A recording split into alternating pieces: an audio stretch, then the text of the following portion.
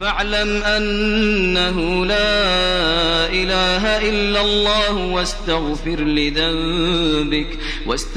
لذنبك وللمؤمنين والمؤمنات والله يعلم متقلبكم ومثواكم. السلام عليكم ورحمة الله وبركاته.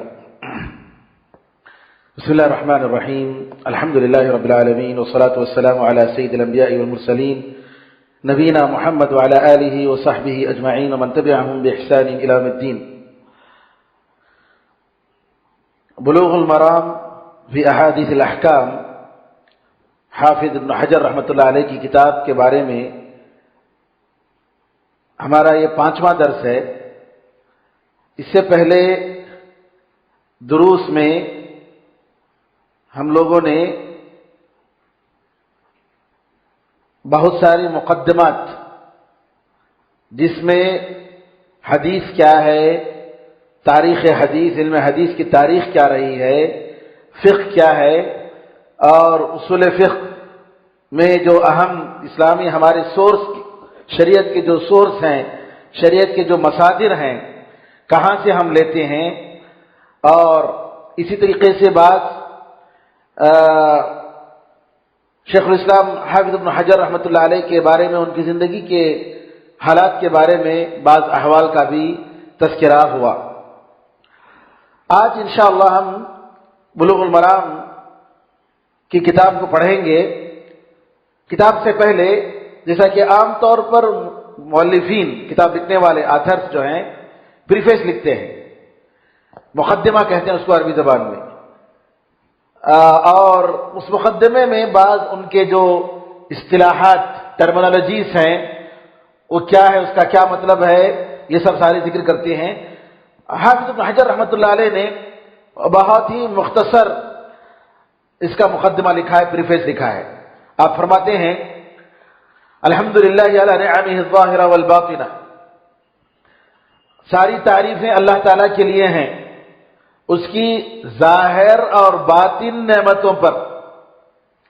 انسان پر جو اللہ کی نعمتیں ہوتی ہیں، کچھ ظاہر ہیں، کچھ باطن ہیں. باطن کا مطلب یہ ہے کہ آدمی کو احساس ہوتا ہے کہ اللہ تعالیٰ کا یہ انعام ہے، یہ اللہ کا احسان ہے. اور کچھ دیکھنے میں آتا ہے اور کچھ دیکھنے میں نہیں آتا ہے.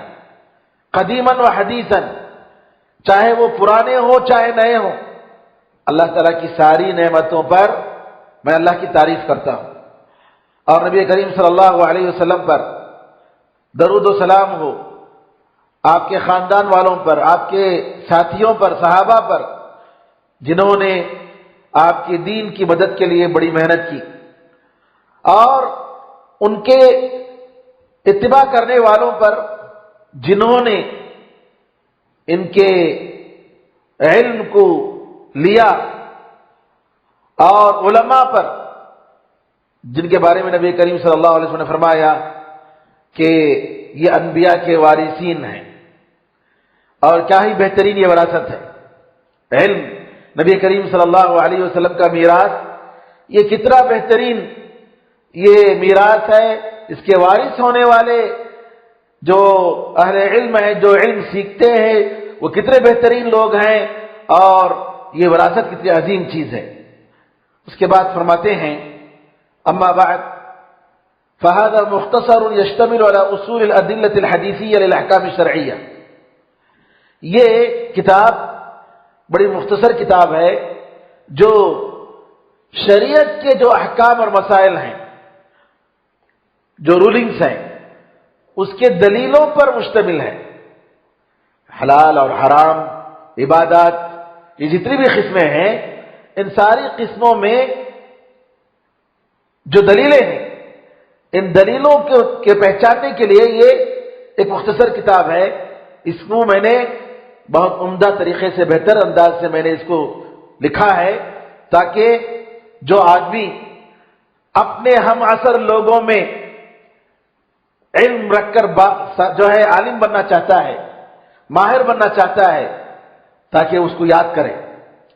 یہ مختصر کتاب لکھنے کا مقصد، کیونکہ احکام کی حدیثوں کے تعلق سے بہت ساری کتابیں ہیں، جیسے المجد ابن تیمیہ جو ابن تیمیہ رحمۃ اللہ علیہ کے دادا ہیں، ان کی کتاب ہے منتخب الاخبار، اور وہ بھی احکام کی حدیثوں پر مشتمل ہے، بڑی 2 جلدوں میں بڑی کتاب ہے منتخب الاخبار۔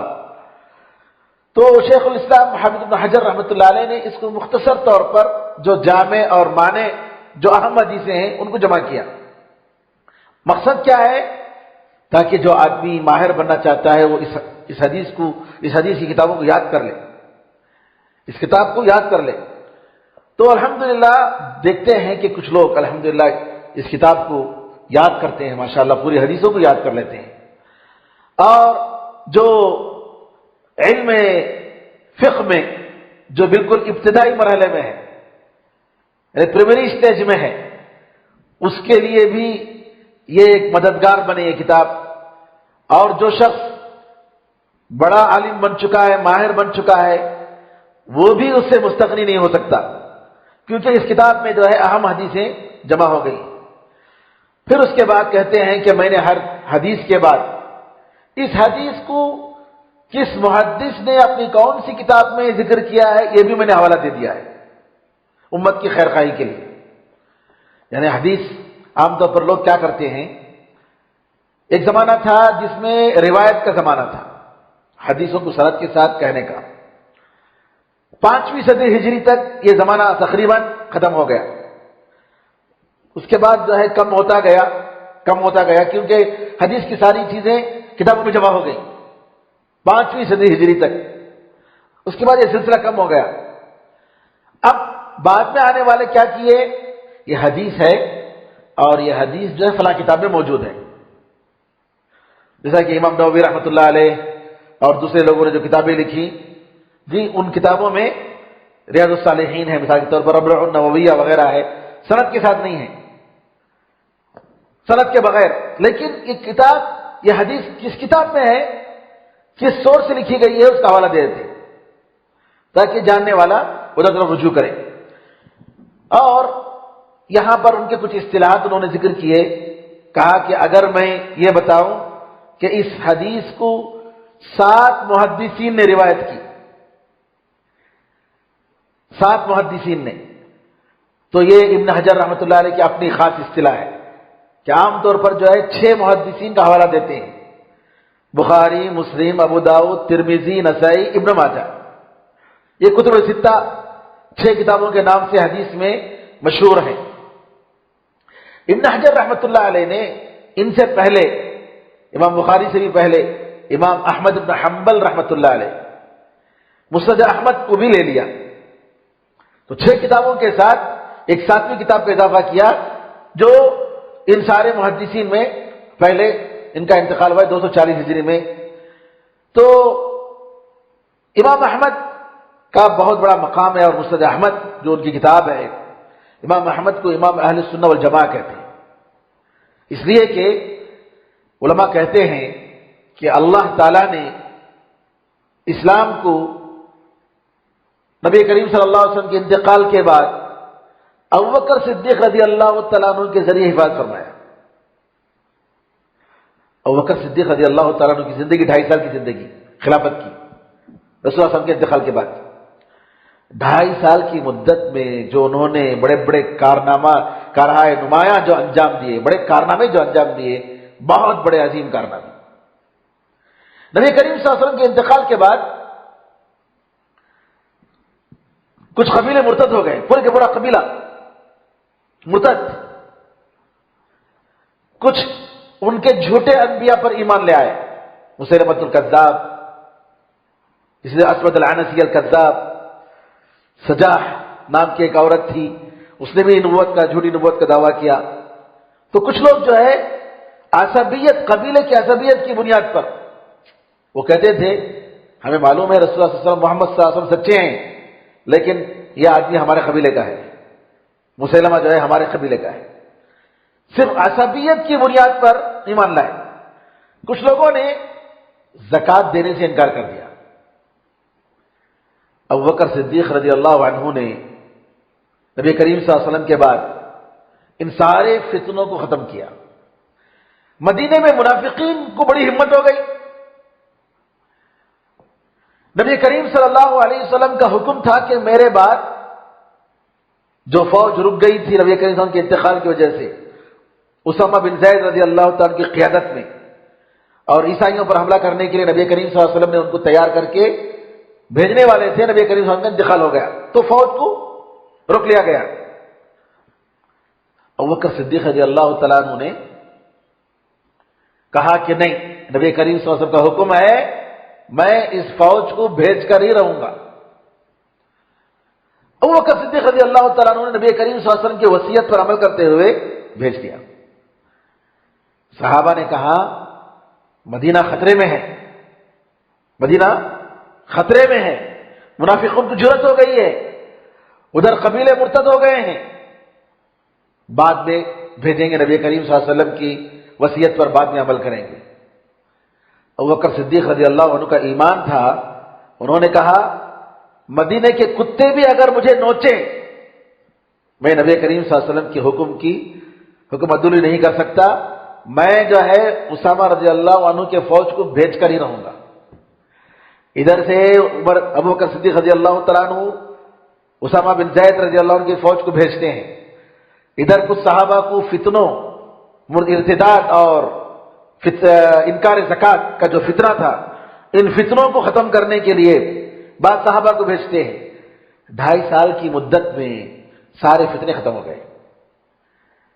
فوج بھیجنے کا فائدہ یہ ہوا، منافقین ڈرنے لگے، ارے محمد صلی اللہ علیہ وسلم کے بعد بھی ان کے ساتھیوں میں، صحابہ میں اتنا دم ہے کہ دشمنوں سے مقابلہ کرنے کے لیے جو ہے بہت دور روم پر حملہ کرنے کے لیے فوج کو بھیجا ہے۔ منافقین سب ڈر گئے۔ اب یہ جو فتنے ختم ہوئے، ان کے بعد عمر رضی اللہ تعالیٰ عنہ جب آئے، بلکہ عمر ابوبکر صدیق رضی اللہ عنہ کے زمانے ہی میں، ان کے آخری زمانے ہی میں انہوں نے جہاد کے لیے بھیج دیا جی، اور جہاد کے لیے جو بھیجا تو الحمدللہ عمر کے زمانے میں بالکل ہی پورے فتنے ختم، اور اسلام کو پھیلنے کے لیے پورے وسائل اور امکانیات تھے، جس کی وجہ سے الحمدللہ اس وقت کی بڑی سپر پاور طاقتیں عمر رضی اللہ عنہ کے زمانے میں ختم ہو گئی۔ علماء نے کہا کہ اللہ تعالیٰ نے ابوبکر صدیق رضی اللہ عنہ کو نبی کریم صلی اللہ علیہ وسلم کے بعد اسلام کی حفاظت فرمائی، نمبر 1، اور امام احمد بن حنبل رحمۃ اللہ علیہ کے ذریعے اللہ تعالیٰ نے جب معتزلہ کا فتنہ آیا کہ قرآن مخلوق ہے، قرآن ایک کریشن ہے، اللہ کی صفت نہیں ہے، جب یہ فتنہ آیا تو اللہ تعالیٰ نے امام احمد بن حنبل رحمۃ اللہ علیہ کے ذریعے اس فتنے کو ختم کیا۔ تو اس لیے امام احمد بن حنبل رحمۃ اللہ علیہ کو امام اہل سنہ والجماعہ کہا جاتا ہے، امام اہل سنت و جماعت کے امام، جو 3 خلیفہ کے زمانے میں صبر کرتے رہے اور ان کی تکلیفوں کو برداشت کیا، جیل میں تھے، کوڑے سے ان کو مارا گیا، کہتے ہیں کہ جو ہے اتنا زبردست مارا گیا امام احمد بن حنبل رحمۃ اللہ علیہ کو کہ ہاتھی کو اگر مارا جاتا تو ختم ہو جاتا، اتنا مارا گیا امام احمد بن حنبل رحمۃ اللہ علیہ۔ اور بعض علماء کو جو ہے نعوذ باللہ ان کو موت کے گھاٹ اتارے گئے۔ امام احمد بن حنبل رحمۃ اللہ علیہ ایک تنہا شخصیت تھی جو اس فطرے کا انہوں نے پورا جم کر مقابلہ کیا، اور الحمدللہ جب متوکل ایک عباسی خلیفہ آیا جو الحمدللہ جو سنت پر عمل کرنے والا تھا، اس نے یہ فتنے کو ختم کیا امام احمد بن حنبل رحمۃ اللہ علیہ کے زمانے میں، ان کے آخری زمانے میں۔ تو امام احمد بن حنبل رحمۃ اللہ علیہ کی جو کتاب مسند احمد ہے، آج تقریباً 50 جلدوں میں وہ چھپی ہے، 50 والیوم میں، اور اس ایک کتاب میں کئی کتابیں داخل ہیں۔ امام احمد بن حنبل رحمۃ اللہ علیہ نے بہت ساری کتابیں جو متقدمین کی تھیں، ان کتابوں کی ساری روایتوں کو انہوں نے جمع کر دیا، اس لیے یہ کتاب جو ہے بہت ہی بڑی عظیم کتاب ہے مسند احمد کے نام سے۔ فرق یہ ہے کہ صحیح بخاری، مسلم، ابو داؤد، ترمذی، نسائی، ابن ماجہ، یہ ساری 6 کتابیں چیپٹر کے حساب سے ترتیب دی گئی ہے. کیسے کہ سب سے پہلے مثال کے طور پر ایمان کے تعلق سے حدیثوں کو جمع کیا گیا. اس کے بعد طہارت کے مسائل، پھر اس کے بعد نماز کے مسائل، اس کے بعد زکوٰۃ کے مسائل، روزے کے مسائل، حج کے، پھر اس کے بعد خرید و فروخت کی چیزیں یا نکاح کے مسائل. تو اس طریقے سے جو ہے ایک ٹاپک دے کر ان کتابوں کے 6 کتابیں مرتب اسی طریقے سے مرتب ہیں. البتہ مسند جو کہتے ہیں مسند احمد، میں نے اس سے پہلے بتایا تھا پہلے درس میں کہ مسند کا مطلب جو صحابہ کی ترتیب پر ہوتا ہے. یعنی مثال کے طور پر یہ سب سے پہلے ابوبکر صدیق رضی اللہ تعالیٰ عنہ کی حدیث ہے. جو حدیثیں انہوں نے روایت کی ابوبکر صدیق رضی اللہ عنہ نے ایک جگہ جمع کیا گیا. اس میں یہ دیکھا نہیں گیا کہ کس ٹاپک کے اندر یہ حدیثیں آئی ہیں. ابوبکر صدیق رضی اللہ عنہ کی ساری حدیثوں کی ایک جگہ، عمر فاروق رضی اللہ عنہ کی ساری حدیثوں کی دوسری جگہ. اس طریقے سے انہوں نے صحابہ کو بنیاد بنا کر حدیثوں کو جمع کیا. اس کو کہتے ہیں مسند، یعنی سند کا اعتبار کیا گیا اور صحابہ کا خیال کیا گیا، صحابہ رضی اللہ عنہ اجمعین کی ترتیب سے جو ہے یعنی حدیثوں کو جمع کیا گیا.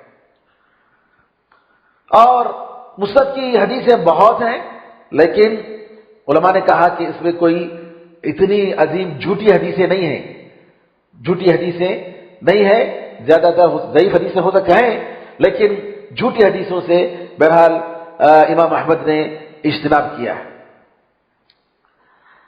تو یہاں پر امام ابن حجر رحمۃ اللہ علیہ جب کہتے ہیں کہ اس حدیث کو 7 محدثین نے روایت کیا ہے، اس کا مطلب کیا ہے؟ کتب 6 کے ساتھ امام احمد رحمۃ اللہ علیہ، سب سے پہلے امام احمد اور باقی 6 کتابیں. پھر اس کے بعد امام ابن حجر کہتے ہیں کہ اگر میں کہتا ہوں کہ 6 محدثین نے رواہ 6 کا مطلب 6 محدثین نے روایت کی، تو امام احمد کے علاوہ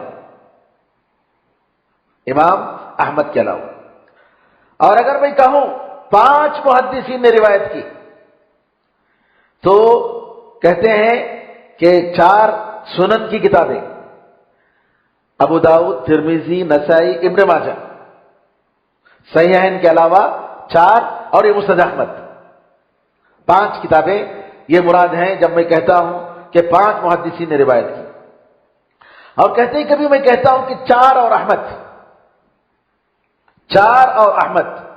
تو 4 اور احمد سے مراد یعنی 4 سے مراد 3 کے بغیر، احمد نہیں، بخاری اور مسلم، ان تینوں کے علاوہ بقیہ جو 4 سنن کے روایت کرنے والے ہیں یہ مراد ہے. اور کبھی میں کہتا ہوں 3 نے روایت کی، 3 نے مطلب یعنی بخاری، مسلم اور احمد ہے. اور کبھی متفق علیہ، اور متفق علیہ یہ اصطلاح تقریباً سارے محدثین کے پاس ہے. متفق علیہ سے مراد وہ حدیث جس کو امام بخاری اور امام مسلم رحمۃ اللہ علیہ نے روایت کی. متفق علیہ وہ حدیث جس کو دونوں نے روایت کی، یہ مراد ہے. اور اگر اس کے علاوہ ہو تو کہتے ہیں کہ میں باقاعدہ اس کا ذکر میں کرتا ہوں، نام ذکر کرتا ہوں، اور میں نے اس کا نام بلوغ المرام من ادلۃ الاحکام. بلوغ کہتے ہیں بلغ یبلغ بلوغاً، پہنچنے کے معنی میں. مرام کہتے ہیں رام یروم، رومن مقصد. مرام کا مطلب مقصد، یعنی مقصد کو پہنچنا. بلوغ المرام من ادلۃ الاحکام، احکام کی جو دلیلیں ہیں ان دلیلوں میں جو مقصد کی چیز ہے وہ معلوم کرنا مختصر طور پر. اور پھر اس کے بعد دعا کرتے ہیں کہ اللہ تعالیٰ سے میں دعا کرتا ہوں کہ اللہ تعالیٰ اللہ تعالیٰ نے ہمیں جو کچھ سکھایا ہے اس کو ہمارے لیے مصیبت نہ بنائے. ایک بہت اہم چیز ہے کہ طالب علم کے لیے کہ جو کچھ وہ سیکھتا ہے اس کے لیے دلیل بنے، اس کے خلاف دلیل نہ بنے. حدیث میں آتا ہے القرآن حجت لک او علیک، قرآن تمہارے لیے حجت ہے یا تمہارے خلاف حجت ہے. اس کا مطلب یہ نہیں میرے بھائیوں کہ جو لوگ دین کو سیکھتے نہیں ہیں اور یہ کہتے ہیں کہ نہیں سیکھوں گا تو میرے خلاف دلیل بن سکتی ہے، ہاں، اور اس لیے جو عذر بناتے ہیں کہ ہم دین کا علم ہمیں سیکھیں گے تو مزید ہمارے اوپر بڑھن آ جائے گا، یہ نعوذ باللہ یہ غلط فہمی ہے اور یہ گمراہی کا راستہ ہے۔ انسان کو حق جاننے اور پہچاننے کے لیے علم بہت ضروری ہے، اور جتنا علم انسان حاصل کرتا ہے اتنا ہی اللہ کی اور رسول اللہ صلی اللہ علیہ وسلم کی باتوں پر اس کو یقین نصیب ہوتا ہے، اتنا یقین اور شرح صدر، دل کو سکون، اطمینان، جی یہ سب علم کی وجہ سے ملتا ہے۔ اسی لیے یعنی شیخ الاسلام تیمیہ رحمۃ اللہ علیہ کے بارے میں آتا ہے، آخری زندگی میں اللہ تعالیٰ نے ان کو جو علم عطا فرمایا قرآن کریم کے سمجھ میں، تفسیر میں، کہتے ہیں کہ اللہ تعالیٰ نے مجھے اتنی نعمتیں، اتنی دولت یہ قید خانے میں مجھے عطا فرمائی کہ سبحان اللہ کہ بڑے بڑے علماء اس پر اس کی تمنا کرتے تھے اور سوچنے لگے کہ اگر اہل جنت ایسی نعمت میں ہیں واقعی بہت بڑی نعمت، اور جیل کو دیکھ کر کہتے تھے باطنہ فیہ الرحمہ وظاہرہ من قبل العذاب، اس کے اندر تو رحمت ہی رحمت ہے، اوپر سے دیکھنے سے لوگ پتہ چلتا ہے کہ لوگ جیل اور قید خانہ سمجھتے ہیں عذاب ہے، عذاب نہیں ہے، اللہ تعالیٰ نے مجھے اس قید خانے کو رحمت بنا دیا ہے۔ یہ علم کی وجہ سے، علم کی وجہ سے انسان کو جتنا علم حاصل ہوتا ہے اللہ تعالیٰ کی طرف سے اتنی بڑی اللہ تعالیٰ کی نعمت ہے۔ اس لیے اللہ تعالیٰ نے دنیا کی کسی بھی چیز کے بارے میں یہ نہیں کہا کہ مجھے زیادہ جی اے اللہ تو عطا فرما، دعا کرنے کا حکم دیا سوائے علم کے، وقل ربی زدنی علما۔ بہرحال شیخ الاسلام حافظ ابن حجر رحمۃ اللہ علیہ دعا کرتے ہیں کہ اے اللہ تو ہمیں ہمارے جو علم کو ہمارے خلاف مصیبت نہ بنائے۔ اور انسان کو علم کب مصیبت بنتی ہے؟ یہ علم جو ہے اس وقت انسان کے لیے مصیبت بن جاتی ہے جب اس کی نیت صحیح نہ ہو، اس کی نیت صحیح نہ ہو، سیکھنے کا مقصد باطل مقصد ہو، دنیا ہو، شہرت اور نام و نمود ہو، یا لوگوں کے ساتھ ڈیبیٹ کر کے جو ہے اپنے آپ کو ظاہر کرنا ہو۔ اگر یہ مقصد ہے نعوذ باللہ، اخلاص نہ ہو تو یہ علم اس کے لیے مصیبت بن جاتی ہے، قیامت میں بھی اور دنیا میں بھی۔ اور اسی طریقے سے یہ علم اس وقت انسان کے لیے مصیبت بنتی ہے جب انسان جو کچھ سیکھتا ہے اس پر عمل کرنے کی کوشش نہ کرے۔ انسان کو چاہیے جب معلوم ہو جائے سب سے پہلے اس کو قبول کرے، اس کو قبول کرے، آمنا و صدقنا کہے، شریعت کی باتوں پر، شریعت کی باتوں پر اعتراض نہ کرے، نمبر ایک۔ نمبر دو، اس پر عمل کرنے کی کوشش کرے۔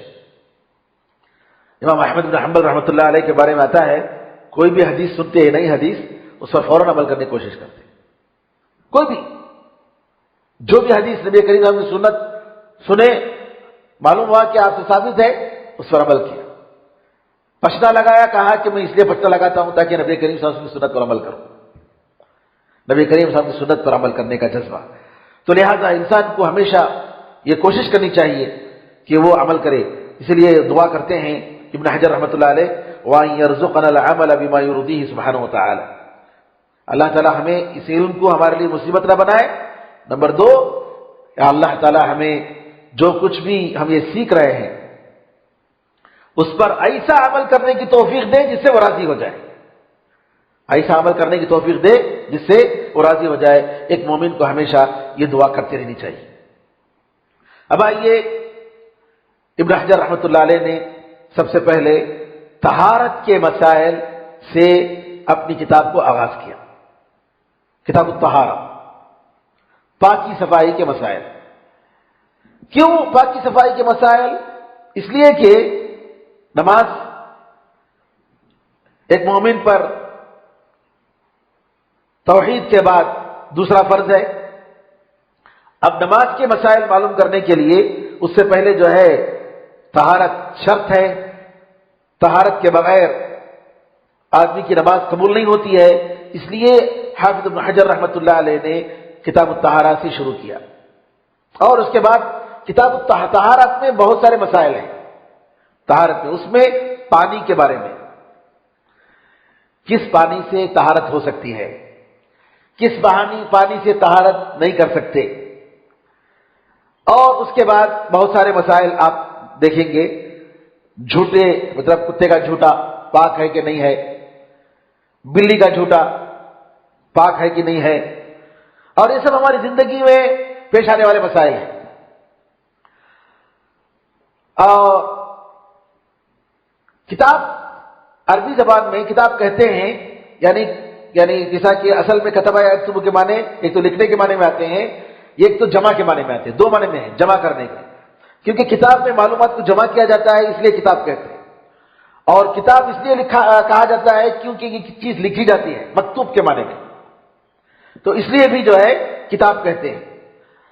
اب یہاں پر طہارت کے عربی زبان میں معنی ہے پاکی صفائی، لیکن شریعت میں جب طہارت کہتے ہیں تو اس کا مطلب یہ ہوا کہ پانی یا مٹی کے ذریعے انسان جو ہے اپنی غلاظت کو جو ہے دور کرتا ہے، نجاست دور کرتا ہے.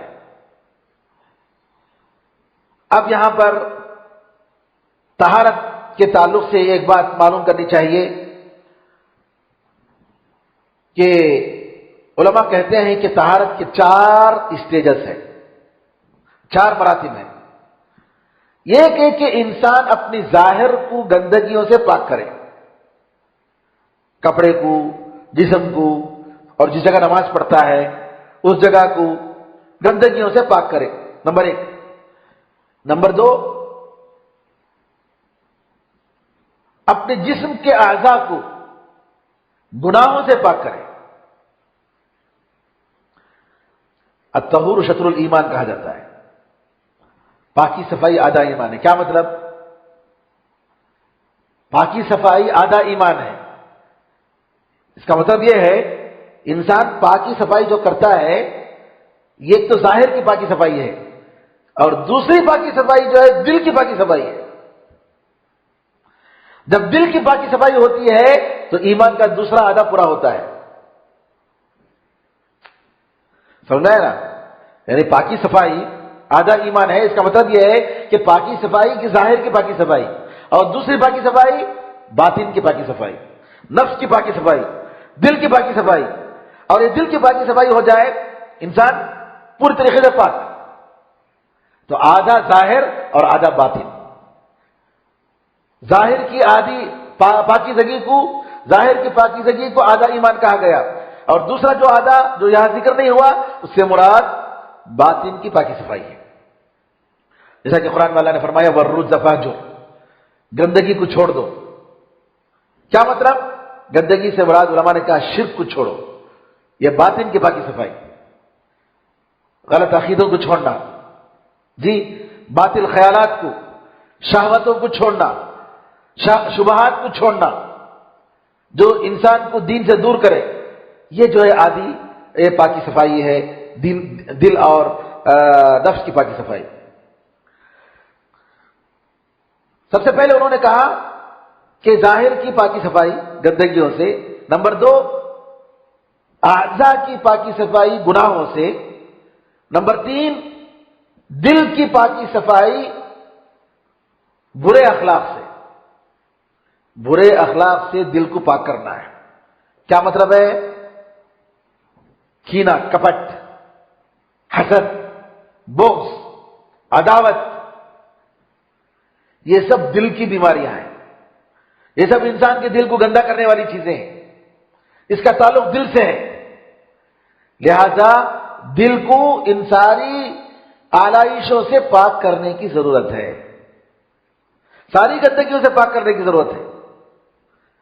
یعنی کسی کے خلاف، کسی مومن کے خلاف ہمارے دل میں کینہ کپٹ نہیں ہونا چاہیے، بغض عداوت نہیں ہونی چاہیے.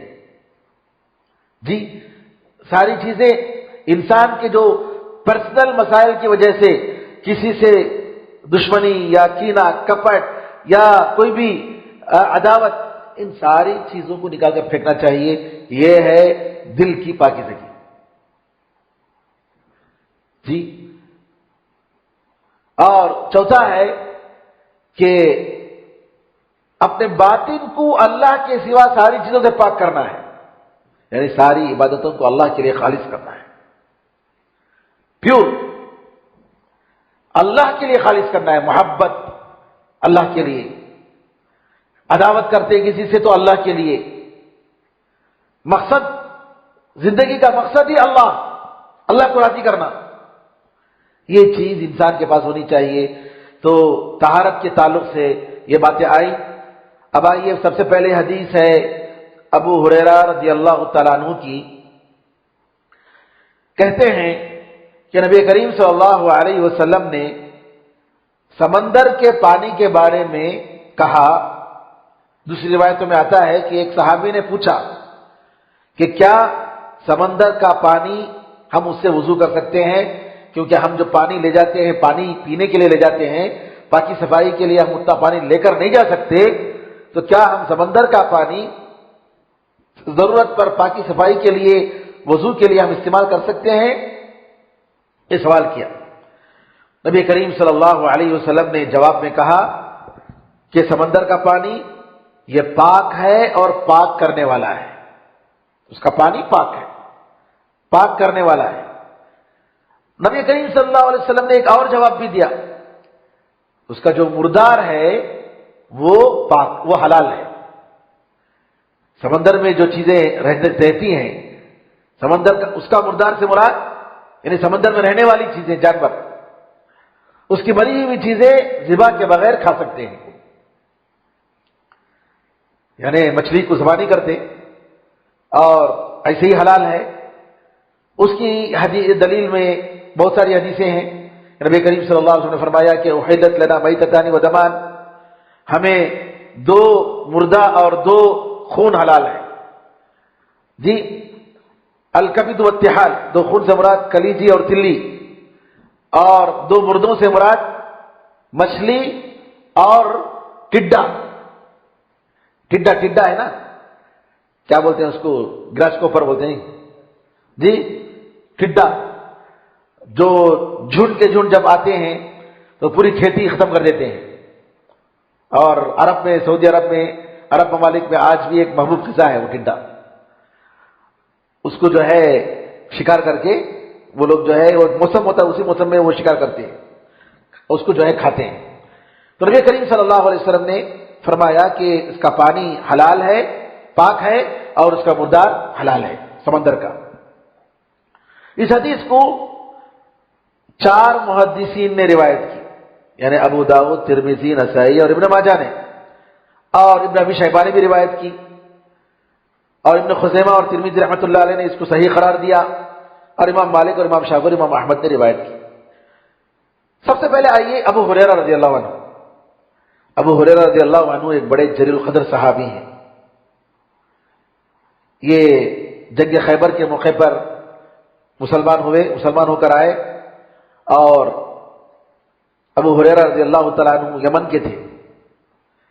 ان کا نام عبد الرحمن، ان کے والد کا نام صخر۔ ابو ہریرہ کہتے ہیں چھوٹی بلی کو، چونکہ بلی کو پالتے تھے اس لیے جو ہے ان کا نام ابو ہریرہ پڑ گیا، مشہور ہو گیا۔ ابو ہریرہ رضی اللہ عنہ اصحاب صفہ میں سے ایک صحابی تھے، کوئی رشتہ دار نہیں۔ وہیں مسجد نبوی کے شمال کے حصے میں ایک جگہ تھی جہاں پر غریب صحابہ رہتے تھے، تقریباً 70 صحابہ، غریب صحابہ۔ کھانے کے لیے کچھ ملتا تو کھاتے تھے، ورنہ ایسے ہی بھوکے رہ جاتے تھے۔ ان کا کوئی گھر نہیں تھا، کوئی رشتہ دار بھی نہیں تھے، تو مسجد ہی میں ان کا سب کچھ رہنا سہنا۔ ابو ہریرہ رضی اللہ تعالیٰ عنہ، ان کی زندگی کیسی بھوک کی زندگی گزری، انہوں نے صحیح بخاری میں کئی روایتوں میں اس کا ذکر فرمایا۔ نبی کریم صلی اللہ علیہ وسلم اگر کچھ دیتے تو وہی ان کا کھانا ہوتا تھا، نہیں ہوتا تو بھوک سے جو حالت خراب ہو جاتی تھی۔ کبھی کبھی ایسا ہوتا تھا کہ بھوک کی وجہ سے کھڑے ہونے کی ہمت نہیں ہوتی تھی ابو ہریرہ رضی اللہ تعالیٰ عنہ۔ لیکن ابو ہریرہ رضی اللہ تعالیٰ عنہ کو اللہ تعالیٰ نے حدیث سیکھنے کا شوق عطا فرمایا، یہ اللہ کی نعمت۔ حدیث سیکھنے کا اتنا شوق تھا ابو ہریرہ رضی اللہ تعالیٰ عنہ کو کہ نبی کریم صلی اللہ علیہ وسلم کی ہر بات سنتے تھے، غور سے سنتے تھے اور فکر ہوتی تھی یاد رکھنے کی۔ ایک مرتبہ نبی کریم صلی اللہ علیہ وسلم سے کہتے ہیں اللہ کے رسول میں آپ کی حدیثیں جو ہے سنتا ہوں میں بھول جاتا ہوں، میں کیا کروں؟ تو نبی کریم صلی اللہ علیہ وسلم چادر پھیلاتے ہیں، چادر پھیلا کر کہتے ہیں اس چادر کو پکڑ کر اپنے سینے سے سمیٹ لو اور لگا لو۔ سمیٹ کر ابو ہریرہ رضی اللہ تعالیٰ اس چادر کو اپنے سینے سے لگاتے ہیں، کہتے ہیں کہ اس کے بعد میں نے ایک حدیث بھی نبی کریم صلی اللہ علیہ وسلم کی نہیں بھولی۔ اور ابو ہریرہ رضی اللہ عنہ کے بارے میں واقعات کچھ ہمارے پہلے درس میں گزر چکے ہیں کہ کس طریقے سے مروان مدینے کا جو گورنر تھا اس نے ایگزام لیا، 100 حدیثیں سنی اور ایک آدمی کو پیچھے پردے کے پیچھے بٹھا کر ان حدیثوں کو لکھنے کے لیے کہا، اور 1 سال کے بعد کہا کہ ان حدیثوں کو میں دوبارہ سننا چاہتا ہوں۔ ابو ہریرہ رضی اللہ تعالیٰ عنہ نے اسی ترتیب کے ساتھ ان ساری حدیثوں کو دہرایا بغیر کسی کمی بیشی کے۔ اللہ تعالیٰ نے وہ نعمت ابو ہریرہ رضی اللہ تعالیٰ عنہ کو عطا فرمائی تھی۔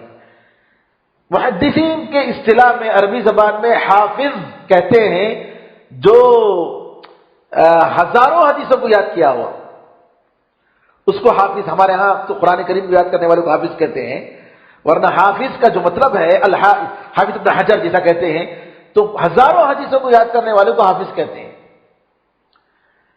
تو لہذا ابو ہریرہ رضی اللہ تعالیٰ عنہ کو حافظ الصحابہ کہا گیا، صحابہ میں سب سے زیادہ حدیثوں کو یاد رکھنے والے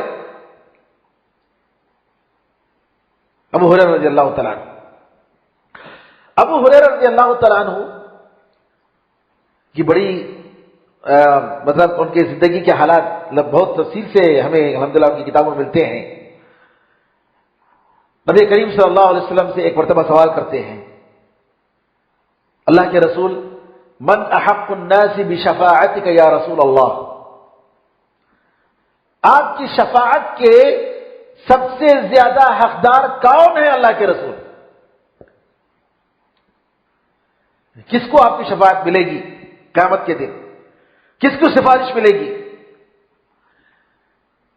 ابو ہریرہ رضی اللہ تعالیٰ عنہ کے اس سوال پر نبی کریم صلی اللہ علیہ وسلم کہتے ہیں مجھے معلوم ہے کہ یہ سوال سب سے پہلے تم ہی کرو گے، میں جانتا تھا کہ اس کے بارے میں سوال سب سے پہلے تم کرو گے ابو ہریرہ، کیونکہ تمہیں حدیث کے بارے میں بڑا شوق ہے۔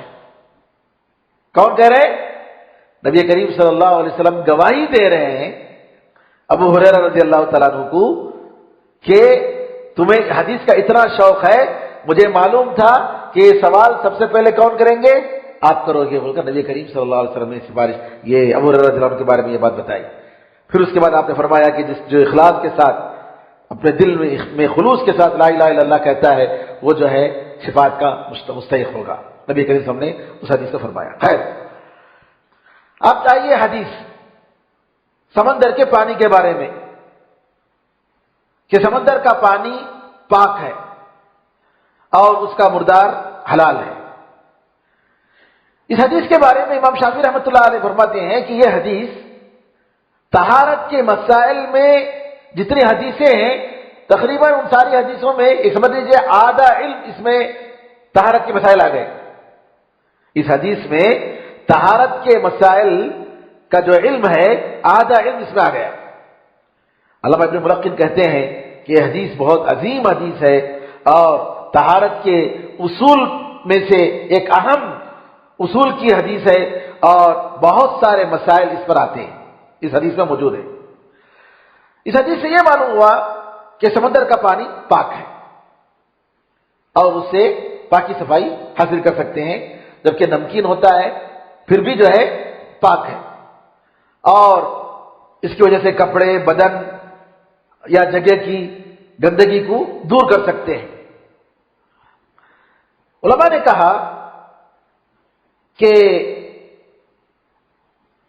اگر پانی میں کوئی گندگی گر جائے اور اس کی وجہ سے اس کا مزہ، اس کا رنگ یا اس کی بو بدل جائے تو یہ پانی استعمال کے لائق نہیں ہے. یہ پانی استعمال کے لائق نہیں ہے. پانی میں کوئی گندگی گر جائے اور اس کی وجہ سے اس کا رنگ بدل گیا، اس کا مزہ بدل گیا، اس کی بو بدل گئی، بعض جو ہے بو عجیب قسم کی بات، پانی کی بو نہیں ہے، تو ایسی صورت میں جو ہے اس پانی سے ہم استفادہ نہیں کر سکتے. یہ آگے آئے گا یہ مسئلہ، اور اس پر اجماع ہے امت کا. ایک دوسری اہم بات اس حدیث سے جو معلوم ہوئی کہ سمندر کے جو جانور ہیں وہ اگر مر جائیں تو وہ حلال ہیں، اس کو کھا سکتے ہیں. اب سمندر کے جانور کیوں حلال ہیں؟ اب بعض لوگ کیا بولتے ہیں، خواہ لوگوں میں عوام میں یہ مشہور ہے کہ مچھلی کے گلے میں جو ہے وہ ذبح کی علامت ہے کہتے ہیں. حالانکہ ایسا کچھ نہیں ہے. مچھلی کے گلے میں ذبح کی نشانی ہے، اس وجہ سے جو ہے حلال ہے بولتے. حالانکہ نعوذ باللہ ایسا کچھ نہیں ہے.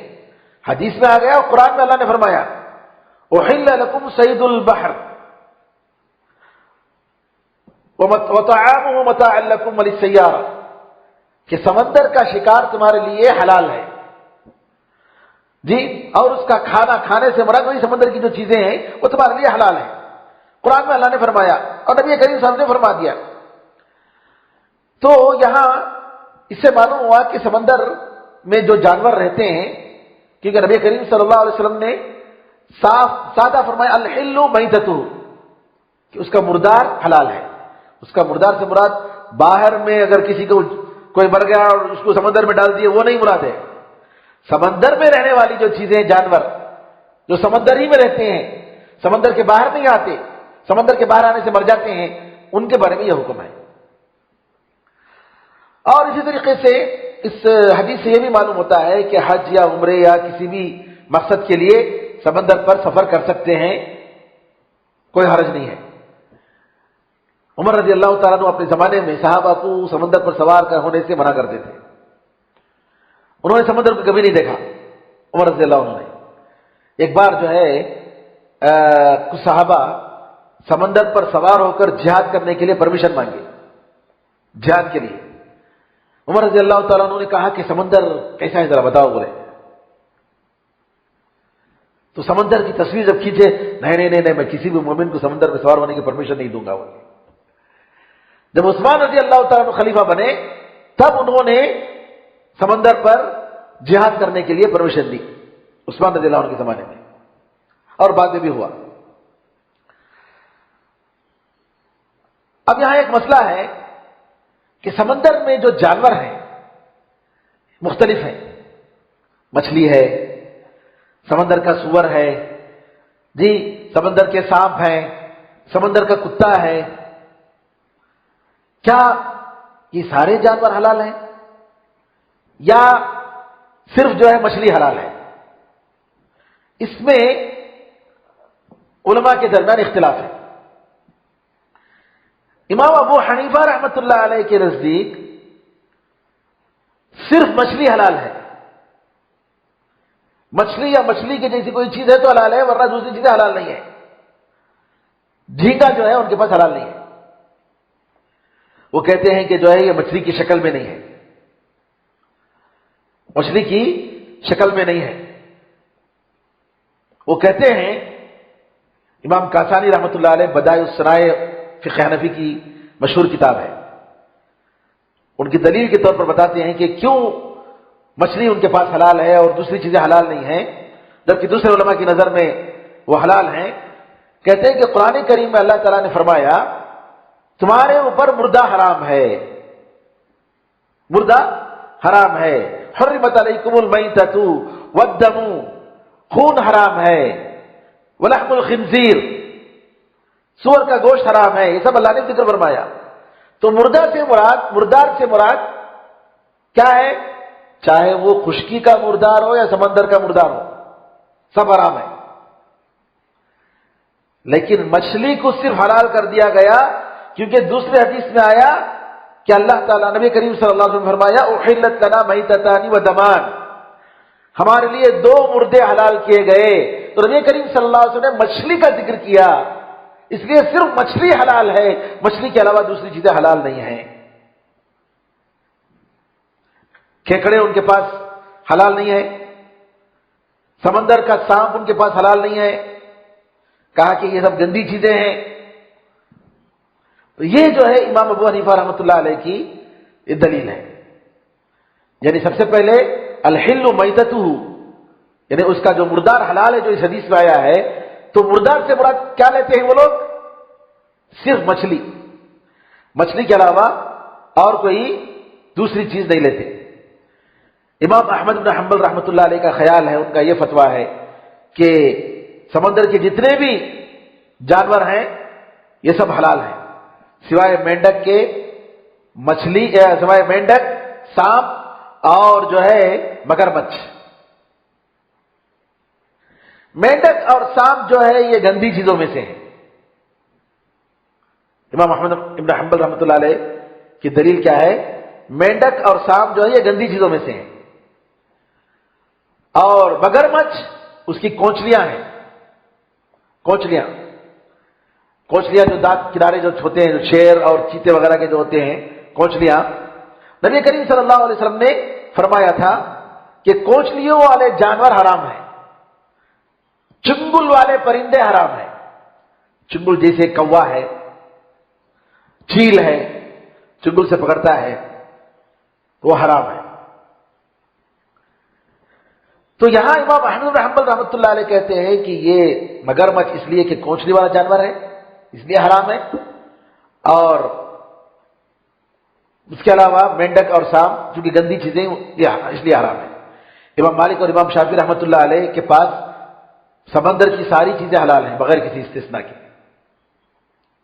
وہ کہتے ہیں کہ قرآن میں اللہ نے فرمایا سمندر کا شکار اور سمندر کا جو بھی شکار ہے سب داخل ہے.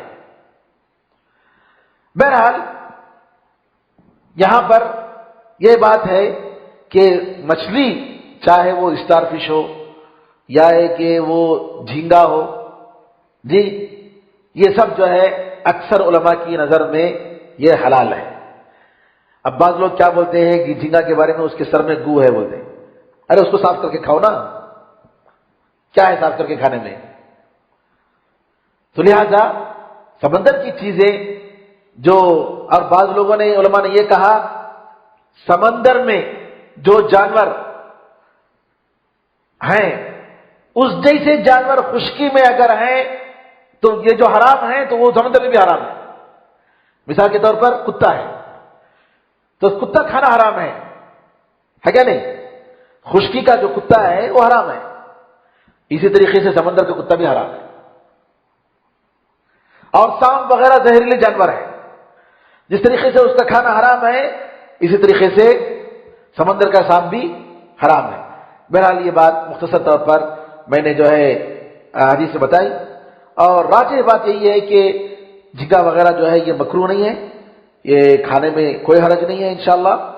اور اسی طریقے سے علماء کے قول سے معلوم ہوتا ہے کہ جس کے اوپر مچھلی یا مچھلی کے قبیل کی چیزیں جتنے بھی ہیں یہ ساری چیزیں انشاءاللہ کھانے میں، اور کھیکڑا بھی جو ہے علماء نے اکثر علماء کی نظر میں حلال ہے، حرام نہیں ہے. گرچہ کہ کھیکڑا سمندر میں بھی رہتا ہے، سمندر کے باہر میں بھی رہتا ہے، تو لیکن علماء نے کہا کہ لیکن اکثر وہ سمندر ہی میں رہتا ہے، اس لیے علماء نے اس کو حلال کہا ہے. اب آئیے دوسری حدیث.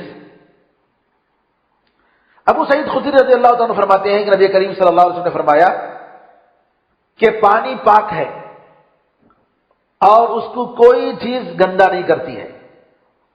پانی پاک ہے اور کوئی چیز اس کو گندا نہیں کرتی ہے. اور یہ حدیث صحیح حدیث ہے. بہرحال اس حدیث کے بارے میں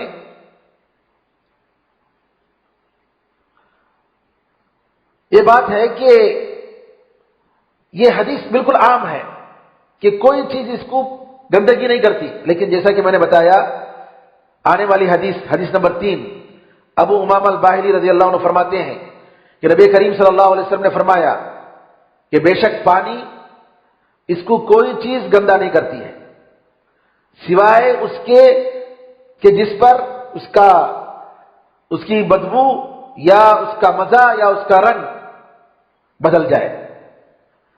یہ تین چیزیں اگر بدل جاتی ہیں تو پانی پاک نہیں رہتا ہے اور اس کا استعمال صحیح نہیں ہے.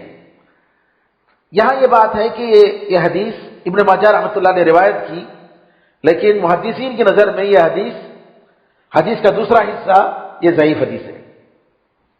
یعنی پانی پاک ہے، اس کے بعد یہ کہنا کہ جو ہے مزہ اگر بدل جائے یا رنگ بدل جائے یا بو بدل جائے تو یہ پانی پاک نہیں ہے، یہ حدیث میں جو آیا ہے یہ حصہ علماء کی نظر میں یہ حدیث صحیح نہیں ہے، یہ حدیث ضعیف حدیث ہے.